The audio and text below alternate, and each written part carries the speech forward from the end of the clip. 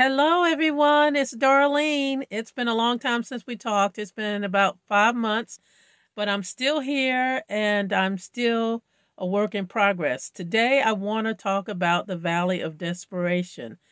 I know that we've all been there at some point or another, and this is one of the reasons why I haven't been before you. I wanted to bring some good information. God has been filling me with the strength to move on, uh, to encourage others as they go through their own peaks and valleys, the high points and the low points of life.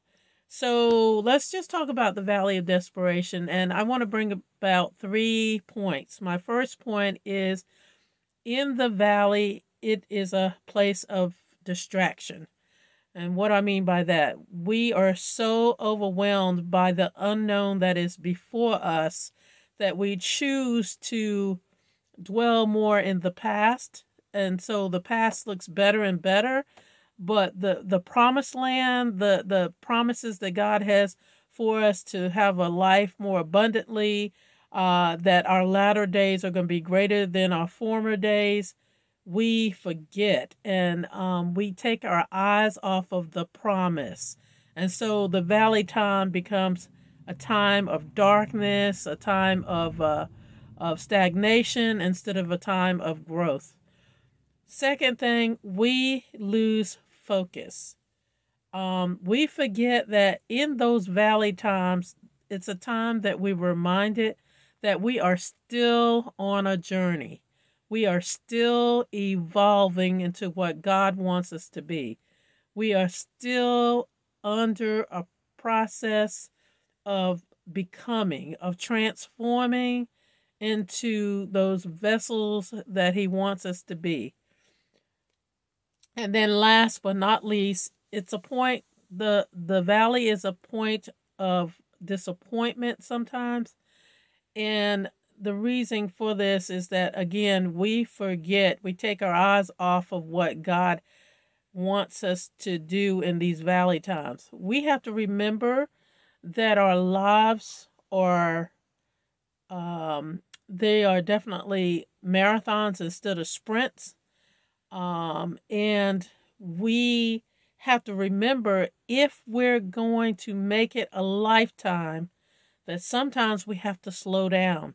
And that's what those valley experiences are, a time to slow down and to think about the goodness of God, of what He has taken us through.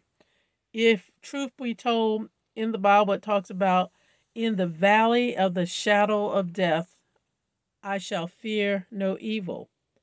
And so the reason that is true is because in those valley times, we've learned that the relationships that are authentic, that are real, and what we should realize is how God is carrying us through.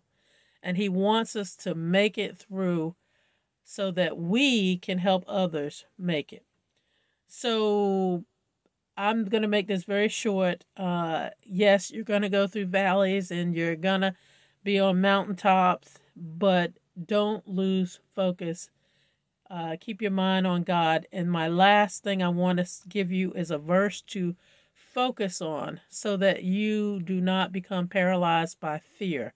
And that verse is 2 Timothy chapter 1, verse 7, and I'm going to give it to you from the King James Version, and it says, "For God hath not given us the spirit of fear, but of power and of love and of a sound mind." I thank you for every time you tune in to hear something from me. Thanksgiving is right around the corner. I pray that I will continue to bring you something that will bless you in some way. Have a good night.